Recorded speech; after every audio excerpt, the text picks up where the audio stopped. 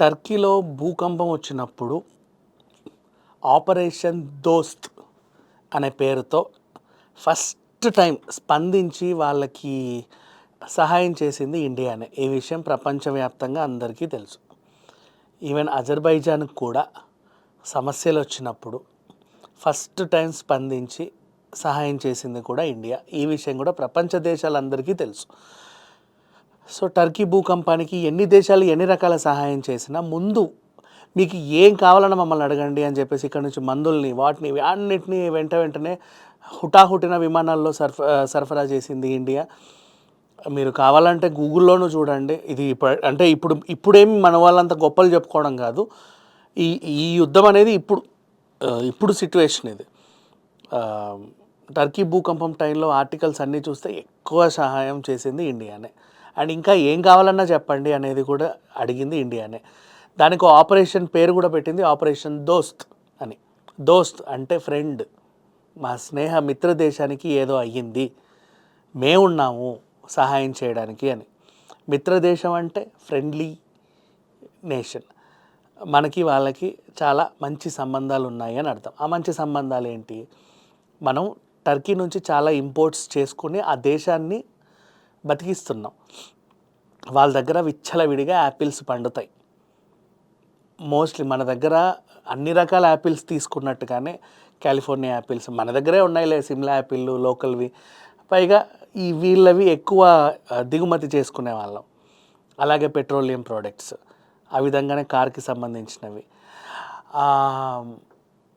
ఇదేంటిది iron waste, machinery waste చాలా, అంటే స్క్రాప్ కూడా మనం చాలా ఇంపోర్ట్ చేసుకున్నాం టర్కీ నుంచి. ఇంకా బోల్డ్ అన్ని ప్రోడక్ట్స్, ఒకటి కాదు రెండు కాదు చెప్పాలి అనుకుంటే వీళ్ళ దగ్గర మ్యానుఫ్యాక్చర్ అయ్యేవి. అంటే అదేంటంటే ఒక దేశం నుంచి మనం అన్ని కొనుక్కోవడము అంటే వాళ్ళకి పరోక్షంగా సహాయం చేసినట్టే. వాళ్ళ దగ్గర ఇన్ని పండుతాయి, ఎక్కడ అమ్ముకుంటారు? ఆ దేశంలోనే అమ్ముకుంటే రేట్లు తగ్గుతాయి, ఇన్ఫ్లేషన్ పెరుగుద్ది, ఇంకేం చేయలేరు. దేశ ఆర్థిక వ్యవస్థ మొత్తం చిన్న భిన్నమైపోతుంది. ఇంకొక దేశంతో వాళ్ళు సత్సంబంధాలు పెట్టుకోవాలి. అలాగే మనం కూడా ఎక్స్పోర్ట్స్ చాలా చేసాంలే టర్కీకి, చేయలేదని కాదు. కోర్స్ మన పసుపు వాళ్ళు తీసుకుంటారు. మన దగ్గర ఉన్నటువంటి ఆయుర్వేద మూలికలు ఉంటాయి కొన్ని లైక్ ఇప్పుడు వాళ్ళు టర్కీలో తయారయ్యే అందాల క్రీములన్నీ ఉంటాయి కదా, కాస్మెటిక్స్, వీటికి మన దగ్గర నుంచి చాలా ప్రోడక్ట్స్ తీసుకెళ్లే వాళ్ళు. అశ్వగంధ లాంటివో, లేకపోతే శిలాజిత్, మన దగ్గరే హిమాలయన్ శిలాజిత్ చాలా ఫేమస్, ఇంకా వేరే ప్రపంచంలో ఎక్కడ దొరకదు చెప్పాలి అంటే ప్యూర్. అండ్ మళ్ళీ ఇది ఇంగువ మన దగ్గరే పండుద్ది, ఇంకా వేరే వాళ్ళ దగ్గర ఎక్కడ దొరకదు. అండ్ నెక్స్ట్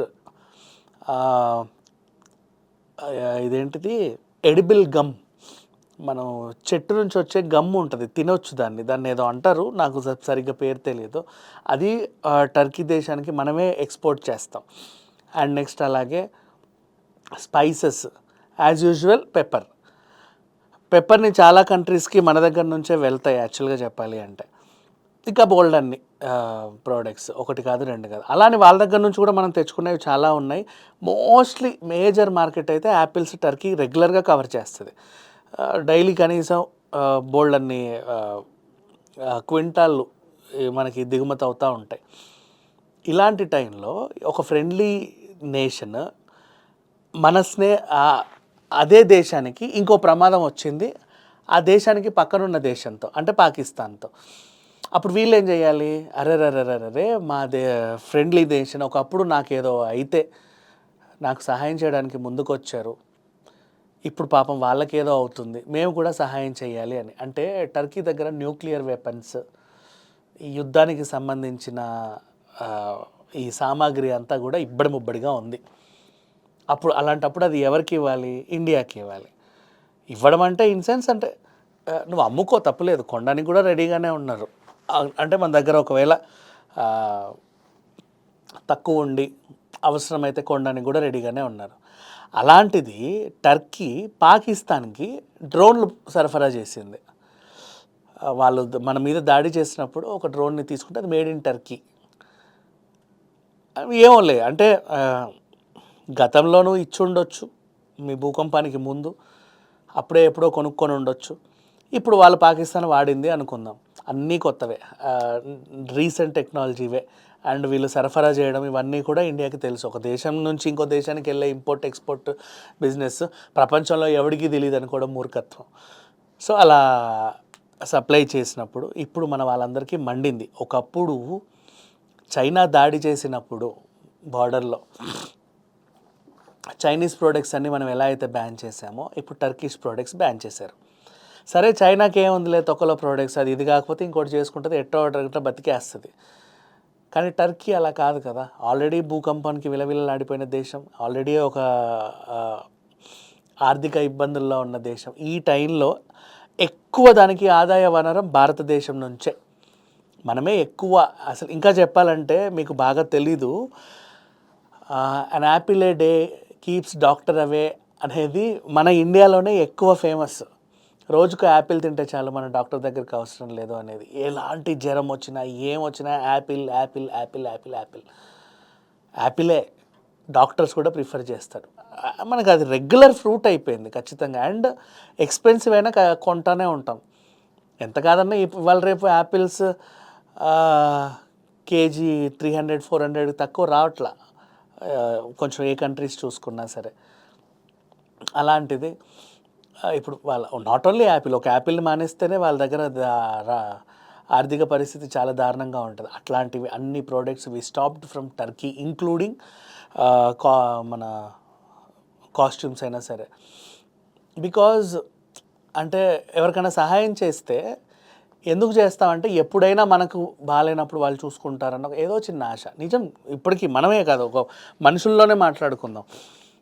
ఒకడికి పాపం ఏదో జాబ్ లేదు, 4 రోజులు ఎక్కడ ఉండాలో తెలియట్లా, తెలిసిన వాళ్ళు ఎవరూ లేరు, ఫ్రెండ్స్ ఫ్యామిలీ వాళ్ళు చుట్టాలింటికి వెళ్ళలేరు, లేకపోతే ఆర్థిక పరిస్థితి బాగాలేని వాళ్ళు కొంతమంది ఉంటారు.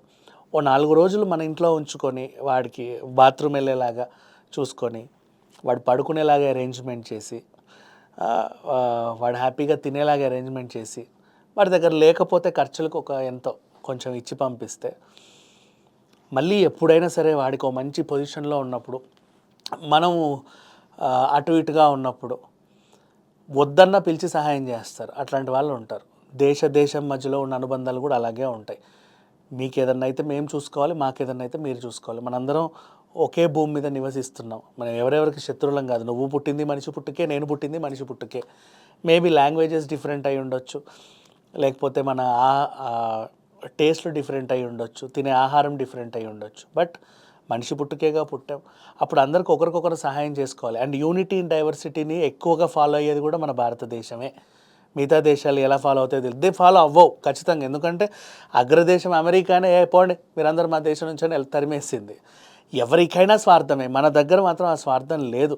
చివరికి బంగ్లాదేశ్కి మనకి సత్సంబంధాలు సరిగ్గా లేకపోయినా ఆ దేశంలో ఆర్మీ రూల్ వచ్చినప్పుడు ఆ ప్రధాని పారిపోవాలంటే వచ్చింది ఇండియాకే. ఎందుకంటే నాకు ఇక్కడ సేఫ్ అని ఆవిడకి అనిపించింది. మనము పిలవడం ఉంచుకోవడం పక్కన పెట్టేస్తే నాకు ఇక్కడ సేఫ్, ఈ కంట్రీ నాకు సేఫ్ అని వాళ్ళకి అనిపించింది. ఇట్లా చాలా దేశాల వాళ్ళు కూడా మన దగ్గరికి వచ్చిన వాళ్ళు కూడా ఉన్నారు. అండ్ మీకు తెలీదు, గోవా జల్లెడ పెడితే చాలా ఫారినర్స్ బయటపడతారు. ఎప్పుడో వచ్చి ఇక్కడ స్థిరపడి ఇక్కడే ఉండిపోయిన వాళ్ళు ఉన్నారు కూడా. పాండిచ్చేరిలో కూడా ఉన్నారు, చాలామంది ఉన్నారు. పోర్చుగీస్ నుంచి వచ్చి ఇక్కడే ఉండిపోయిన వాళ్ళు ఇంకా ఉంటారు. వాళ్ళు నేను అనలేనులే, అంటే అట్లా వాళ్ళ వల్ల మనకేం హామ్ కాదు.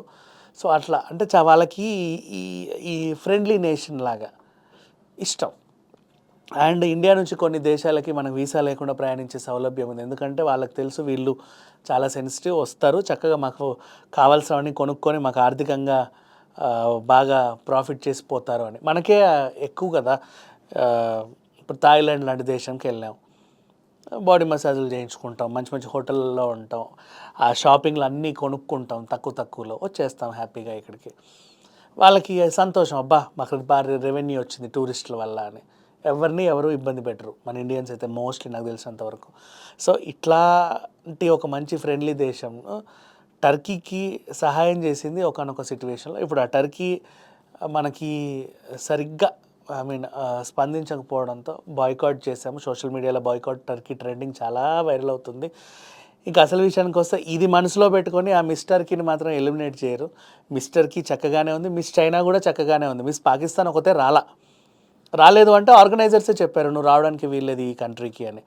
మళ్ళీ ఆవిడకి ఏమన్నా అయితే మళ్ళీ దేశం మొత్తం ఏదో అయిపోద్ది కదా. So miss China and miss టర్కీకి మాత్రం నిన్న వీళ్ళు చార్మినార్ వెళ్ళారు, నిన్న చౌహమల్ల ప్యాలెస్కి వచ్చారు, ఈరోజు కూడా వాళ్ళు ఎక్కడికో వెళ్తున్నారు. They are good. మనం ఎవరికి ఎప్పుడు ఎలాంటి హాని అయితే తలపెట్టాం. ఎంత కాదనుకున్నా వాళ్ళ అతిథులు మనకి. అంతెందుకు పాకిస్తాన్ టీం కూడా హైదరాబాద్కి వచ్చి చక్కగా తిరిగి తిరిగి హ్యాపీగా వెళ్ళిన సందర్భాలు కూడా ఉన్నాయి. ఎప్పుడు ఎవరిని మనం ఏమీ అనలేదు కూడా. వాళ్ళు హ్యాపీగా ఉండొచ్చు. బట్ టర్కీ చేసిన ద్రోహం మాత్రం ఇప్పటికిప్పుడు మర్చిపోయేలా లేదు. Thank you so much.